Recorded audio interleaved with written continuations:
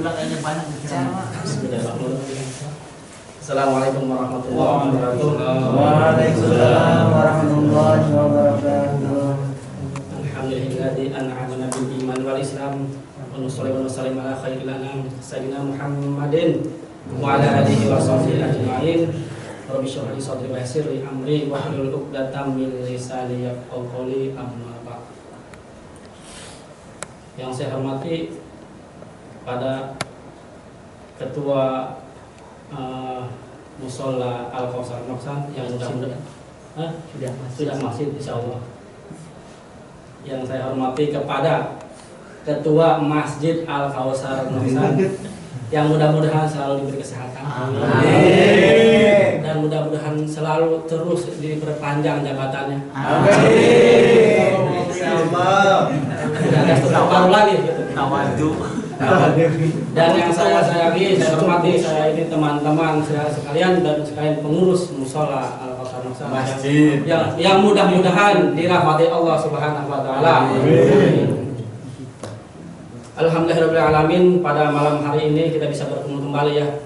Sebelumnya saya ya karena habis cuti, mungkin dulu waktu lebaran belum mau mengucapkan maaf. Ya walaupun lebaran udah lewat, tapi namanya maaf itu kan nggak harus lebaran saja ya.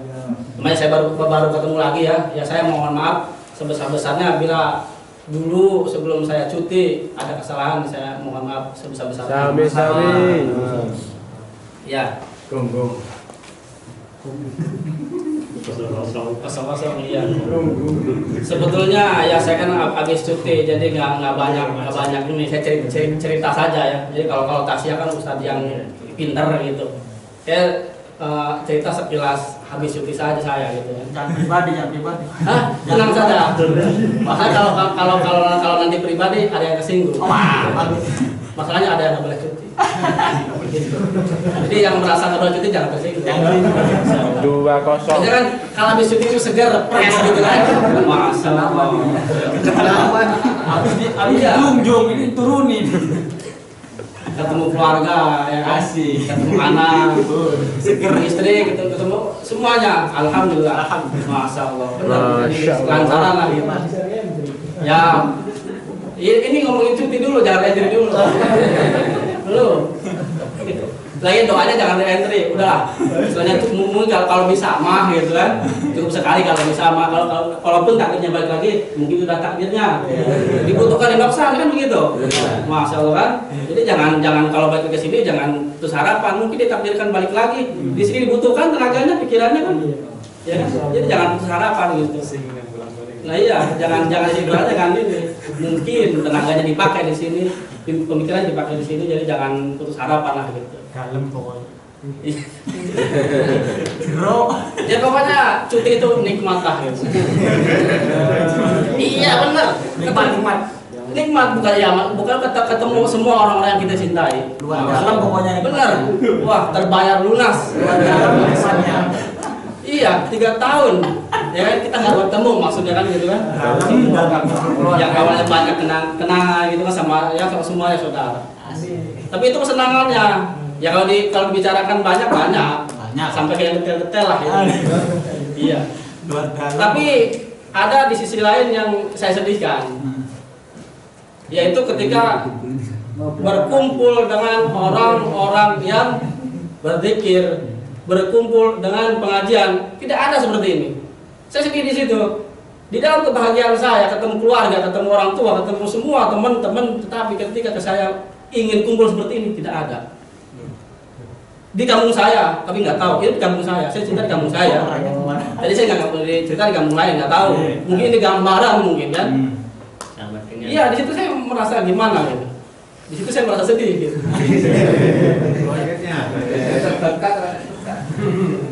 Jadi batin ngerasa senang, tapi ketika dalam ibadah saya merasa kayak ada yang kurang. Apa ini gitu? Di musola ada anak kecil sama orang tua. Ada pengajian halal bihalal di Idul Fitri, adanya orang tua sama anak kecil. Anak kecil yang menjadi hadroh, orang tua yang nyimak. Anak mudanya nggak ada. Masya Allah, subhanallah. Subhanallah. Maksudnya Allah lah. Kita berlindung dari semua yang perbuatan yang seperti itu, maksudnya gitu. Nggak seperti di sini, ya kan? kumpul. Iya. Ada di belakang kan. Susah nyari begini bener. Giliran ada orkes, ada band, anak mudanya banyak. Bener. Masya Allah, subhanallah. Main ini. Iya. Di sini kita udah dikasih gaji besar. Bisa full begini, masya Allah, sungguh nikmat yang luar biasa. Amin. Ya kan? Nikmat Tuhan mana lagi yang kita dustakan, kan gitu. Iya, harus kita sering ibaratnya mensyukuri lah. Di rumah susah berkumpul seperti ini, di sini kita alhamdulillah masih bisa yasinan ibaratnya 2 minggu sekali. Itu tanda sayang Allah terhadap kita. Ya kita banyak-banyak bersyukur lah. Ya mungkin itu karena iman. Ya, bicara masalah iman, ya mungkin menurut hadis al-imanu yazidu wa yanqus. Iman itu kadang naik, kadang turun, dan fitrahnya seperti itu. Iya. Bahkan menurut para ulama, jadi ketika naik itu bisa setinggi-tingginya, setinggi-tingginya itu iman. Bisa tinggi. Lihat para salafus saleh, para sahabat, bahkan para nabi, bisa setinggi-tingginya. Nabi Musa dengan keimanannya bisa membelah laut. Itu karena imannya sudah tinggi. Tapi kebalikannya, iman itu bisa turun serendah-rendahnya. Orang-orang bermaksiat karena nggak ada iman.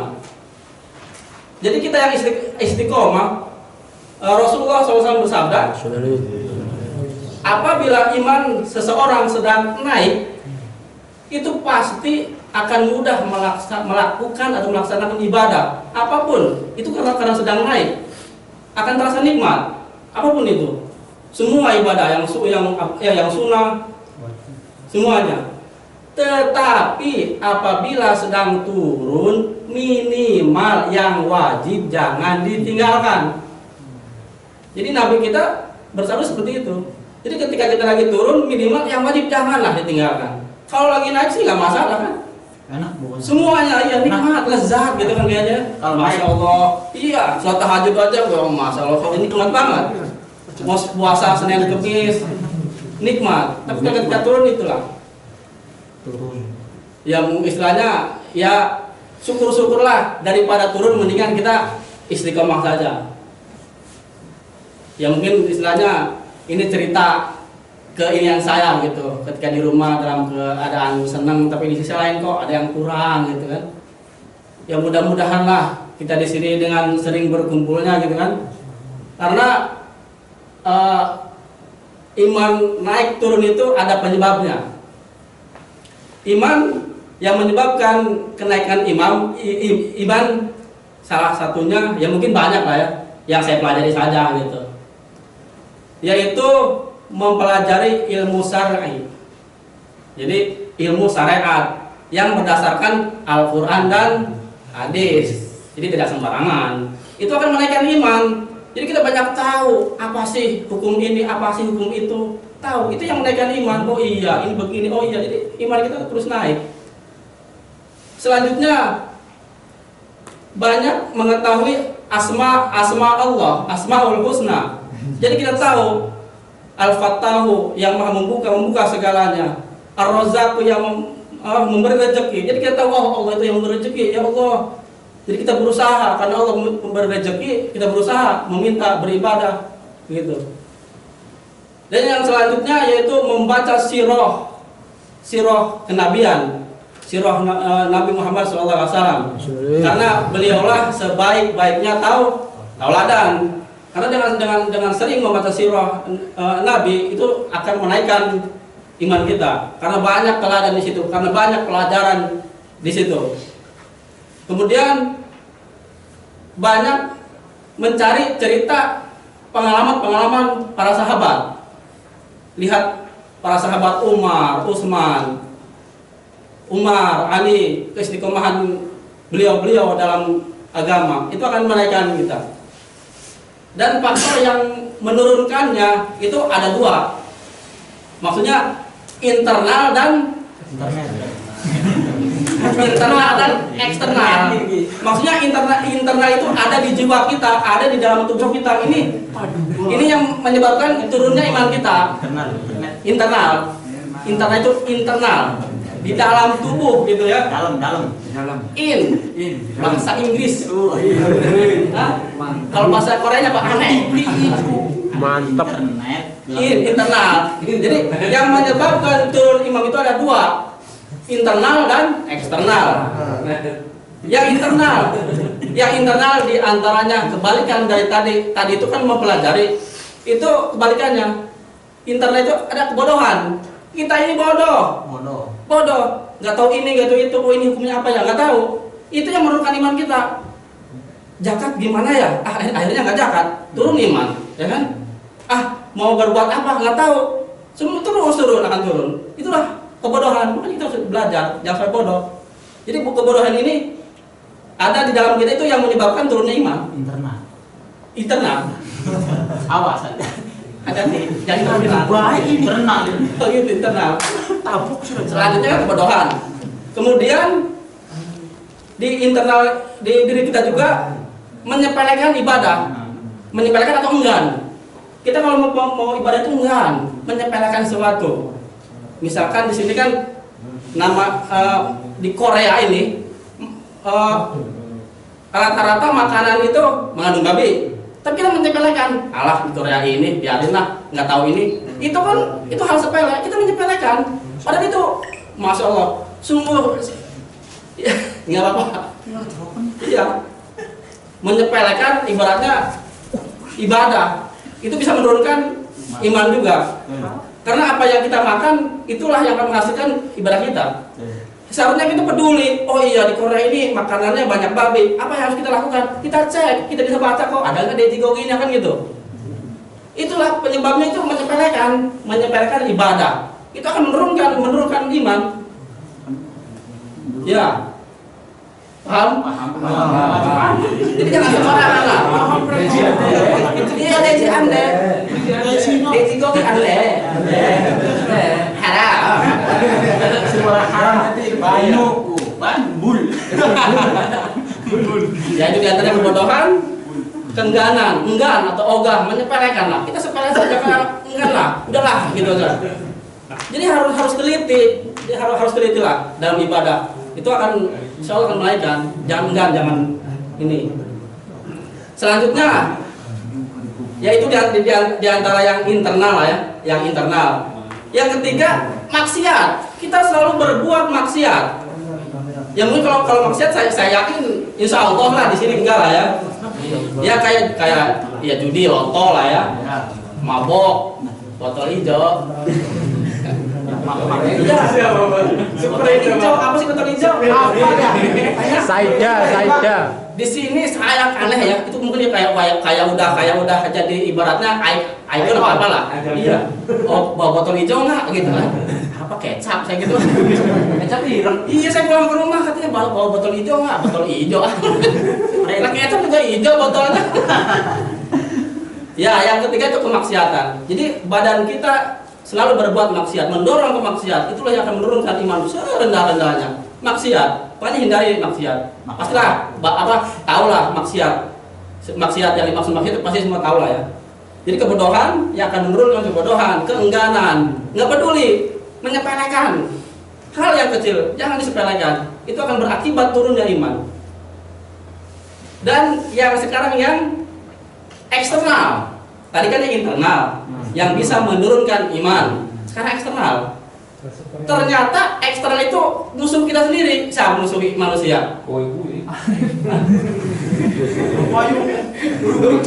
Setan. Setan menunjukkan mana?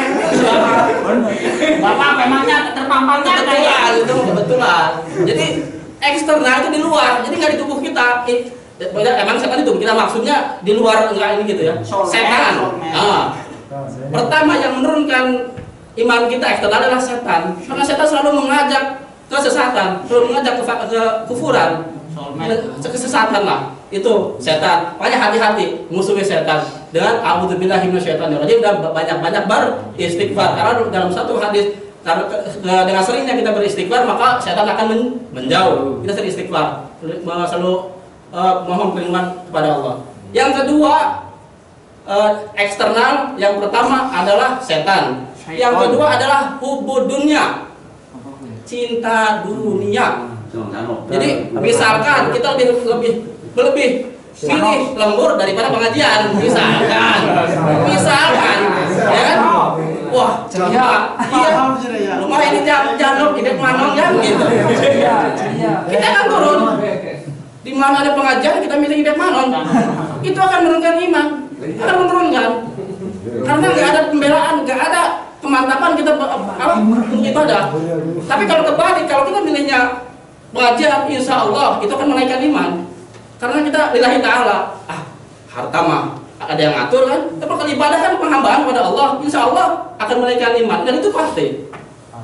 Yang pertama setan, yang kedua kubu dunia, dan yang terakhir adalah pergaulan yang tidak baik. Pergaulan yang buruk, kita main dengan orang yang tukang mabok pasti akan.